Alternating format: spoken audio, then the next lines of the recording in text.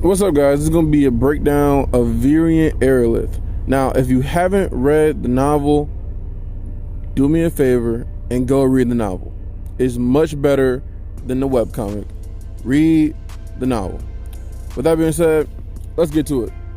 So, Virion. Now, Virion is one of my favorite characters in the show. Some of the facts about him is he's a beast tamer. He has the Shadow Panther beast will. It is a AA class beast will. He is 200 plus years old. He is a silver core mage at the mid silver stage, and he has about one kid as far as we know, which is Aldwin. He's the former king of Elenwar, and he is the commander of the Daikakan army. Now, Virion comes off as a very laid-back character who doesn't take things too seriously. We first meet him after Arthur saves Tessia from the slave traders, and she guides him back to the kingdom of Elenwar. And he loves to tease Arthur and tease Tessia, so he's a very laid-back kind of guy. Now, early into his introduction, we find out that he's a beast tamer, and so far in the story, he's the only person who has the ability, besides Arthur, to help someone assimilate with their beast will. Now, he has a Shadow Panther beast will, and it allows him to increase his agility, increase his speed, and also hides his presence to an extent. He's able to use the first and second phase of his beast will. Now, him being a silver core mage, that's a pretty strong, pretty powerful stage that his core is at. So if you compare him to most of the mages in Daikakan, he's one of the more elite mages. The max that they've gone to was the white core, which is, we know, has only been capable due to the artifacts that the Asuras had gave them. So I mean, besides white core, he's literally the top of the top. Virion is very courageous, honorable, and he has a knack for battle tactics. We know this because during the war against Sapin, they had less people to fight. In other words, they had a less powerful army, and just compared to population. But yet he was able to overcome that and be able to hold their own against a more powerful army due to how strategic he was when it came to battle tactics, which is part of the reason why when they have the war against Alakria, he was named the commander of the army. Out of everybody else, they named him the commander. You know, he was the strongest out of everybody else, out of all the other kings, and he was the most experienced, and so he took on the role as the commander. Now, what we also know about Virion is that he didn't like the politics and a lot of the stress that came from being king, and so that's the reason why he ended up just relinquishing the kingdom and having his son Aldwin take over, because he just didn't like the stress and everything that came with being king. You know, it just weighed heavy on him, and he didn't want to deal with it anymore. But we know that, you know, he has a strong sense of justice, and so even though he didn't really like it, based off of, you know, what we know about him, he still took up the mantle and agreed to be the commander of the army, because he know that he was needed. He know that he was the best man for the job, and he took on that role. Virion's wife. Now, we haven't got the name of his wife yet. We just know that she was Renia's sister, and she was also a deviant. She was a seer, a more powerful seer than Renia was, and she ended up dying by shortening her lifespan, looking into the future to prevent Virion's assassination during the war. And so obviously that was very traumatic for Virion, and as far as we know, he hasn't remarried. and he hasn't had any romantic relationships with anybody else since then. Now, there's a few people that Virion is close to, besides Arthur and besides his son and besides Tessia, his granddaughter. He's really close to Renia. He's really close to Cynthia Goodsky and Boone. Now, Renia, he's known, I would say, probably the longest, just because that's his wife's sister. He probably grew up together with Renia. But we don't really know exactly when Cynthia actually got to Decathlon. So, but obviously they've been really close too. Before she made Zyra's Academy, she talked to Virion about opening up the school, and he was supportive of it. Virion's lost a lot. He's lost his wife. He lost Renia. He lost Cynthia Goodsky. He lost Boone. I mean, he's lost his son. He's lost everybody that he's been close to. And so that's why it is, it's so, I guess, realistic in a sense for him to be so distraught and just like having no more motivation and faith to like move forward and be the leader. Like, he recognized that he don't think he's capable of being the leader anymore, because he's just kind of lost everything. Obviously Arthur came back and that was very good for him, but at the same time Renia dies in his arms. So it's just a lot. He's been through a lot of loss, but he's been resilient throughout all of it.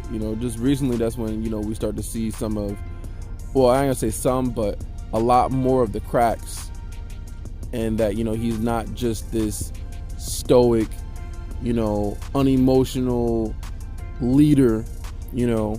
I know that a lot of those assumptions was made back when they was looking at him and wondering, like, why does he not care about Elenwar anymore, how he's not trying to protect his home, and he was being very impartial. And so he's not someone who lets his emotions get into the way of his decision making, which is another reason why he's such a great leader, because he can think rationally and clearly, even when people will get emotional. Now, I want to talk about some of the key moments regarding Virion. One of the key moments that really sticks out to me is when Arthur comes back to the castle after his father ended up dying protecting the wall, and he meets Virion, and as soon as Virion sees him, he hugs him and he tells him that you did the best you could. You did good. And Arthur just breaks down and just starts crying on his shoulder. It was a really impactful moment for me, because it just showed how empathetic Virion is when it comes to losing someone that you love and you care about. And so, he immediately just said what Arthur needed to hear. And, Arthur was able to be vulnerable and just break down in front of him. And so that was really impactful. Virion's the shit.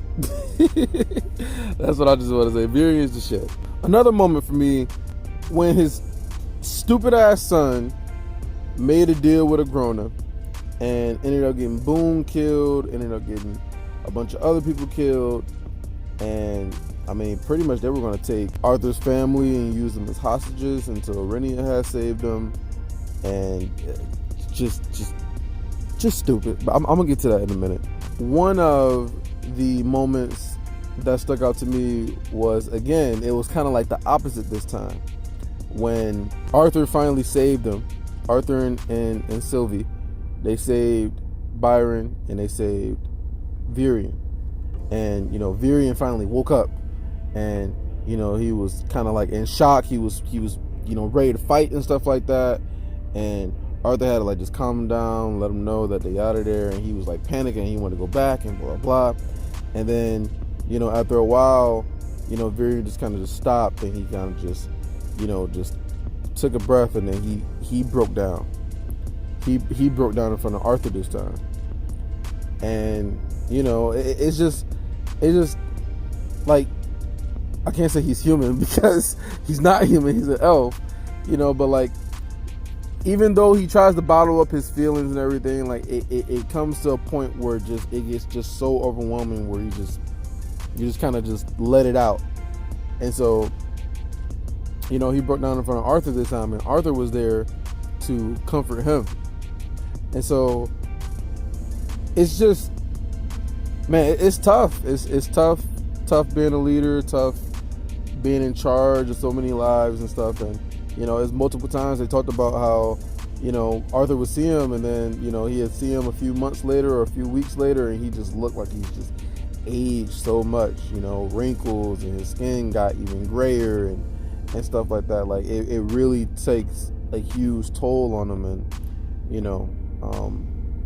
people should be very proud of, I mean, he's the only person who hasn't betrayed Dicathin. Like, everybody else betrayed them. You got the Glader family betrayed them when they had worked with the Graysonders, and they were going to sell out Arthur.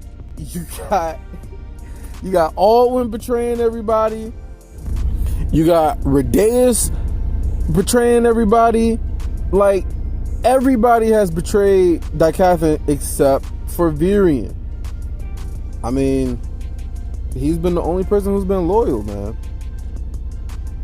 But another key moment for me is when he makes the decision, when the Asuras from Ephiodus ended up giving them the artifacts, and instead of, he trusts Renia, so that's why he didn't just immediately use them, even though he was planning on using them. But he ended up having it go by a vote. The people voted on what they wanted to do with the artifacts. Did they want to use them, or did they not want to use them, and therefore make an enemy out of the Asuras? And so I thought that was a really big moment for Virion too, because it was just like, I'm not sure if it meant that he no longer trusted his judgment, but I think he just wanted to have the other have the people have a little bit more control over, what they decide to do, take their lives in their own hands, type of thing. And so he didn't vote. and that was what's so interesting. Like, he didn't vote. We didn't know what he chose to do. He never raised his hand. So, but they didn't use the artifacts. Okay, and last but not least, I gotta talk about his stupid ass son and his stupid ass son's wife betraying everybody for the hope that Agrona was gonna leave Elenwar alone and was gonna save their daughter, and blah blah blah blah blah. And I also put some of this blame on Arthur too, because his dumbass didn't tell Sylvie that Agrona was able to possess her body. So he's partially to blame for this too, because if he would have told her and she would have found out some way to resist it, he would have never have been able to communicate with Aldwin in the first place to set that whole agreement up in the first place. But that's just my take on it. But Virion, finding out that his own son literally sacrificed everything just for his daughter. Sacrificed the whole army for the promise that maybe he was to save his daughter's beast will, which is really weird. I just gotta say this, like, it's really weird and strange to me about her beast will, because we know that the pearl elixir helped with, calming down the beast will, and it ended up, strengthening her core to where she instantly went to the high yellow, close to initial silver stage. And so it helped out a lot. And so I thought that after the pearl elixir that she took, because back when she was going all crazy with the vines and stuff like that, I thought that kind of cleansed everything, but apparently not. But she haven't had any other problems since then. When she was fighting in the Beast Glades, it never popped up that she was having problems with her beast will, back when she was being extremely stupid and ended up making a lot of terrible decisions during the scene when Arthur was trying to go to Elenwar to protect them, and she was being selfish, trying to play the hero, whatever. She didn't have any problems with her beast will back then. And so it's just like, all of a sudden, out of nowhere, Agrona's just like, hey, yeah, your daughter's gonna, her beast will, or her mana core is poisoned by the beast will, and she's gonna explode, and only I can save her. Like, where did this even come from? Like what? Like, yeah, we know that it was corrupted, but the pearl elixir was supposed to have solved that. I know it was mentioned that Aldir had mentioned that it was something weird about her beast will, but he couldn't really figure out what it was. And back when Arthur ended up leaving and going to Ephiodus to do training, he mentioned something about how it was something strange about her beast will, but he couldn't really figure it out or put his finger on it. But that was it. Like, she's been cool ever since. So how all of a sudden she's gonna explode and all this other stuff, and then he just goes along with, like, yeah, you're telling the truth, and I'm gonna sell everybody out. I mean, all the people who sacrificed their lives, everybody, like Arthur's dad who died to protect the wall, just the tons of lives that were lost. You gave, not only did you invite them into the castle and open the teleportation gate, you also allowed them to come in to kill Radaeus and Ulta, which you could have still gotten information from one of them or something, but you had them come in and kill them. I don't know who came in and killed Cynthia, but I mean, the way that Arthur described it was like it happened from the inside out. But if they could do that, right? If they could do that, make them explode from the inside out, then they would have already done that. So it must be like something where, like, they have to be close enough in order to be able to do that, right? So once they got through the teleportation gate and he snuck them in or whatever, they was close enough to be able to get the spikes to explode and have the curse kill him or whatever. But he just betrayed everybody, everything, all the hard work his dad put into it, just everything got flushed down the toilet because he felt like his daughter was more important than the millions of lives of the people of Dicathan. And that is just horrible, terrible leadership, which is a travesty. It's a travesty. And then you ended up dying because of it, because you're a fucking idiot. Just stupid. Just so stupid. And so, going back to Virion, because this is about Virion doesn't take that shit lightly. He's like, I'm done with you. Like, I'm not about to come and save you. I mean, he didn't say all this. This is from Tessia's perspective, they sold him out. They sold him out. And so Virion didn't take that lightly at all. And, we don't even really get his thoughts on it. It's just like, he's just done with them. Just done. Like, man, it's so crazy. It's so crazy. And they got what they deserved because they're stupid. They're stupid, man. It's just crazy. Well, that's gonna do it for me. Let me know what you think. What's your favorite moments around Virion? And let me know if you like this video by giving it a like. Subscribe, because I'm going to be putting out more videos. I'm still doing weekly chapters. And if you made it this far, you're the shit. You really are. Well, I'll check you guys out in the next video.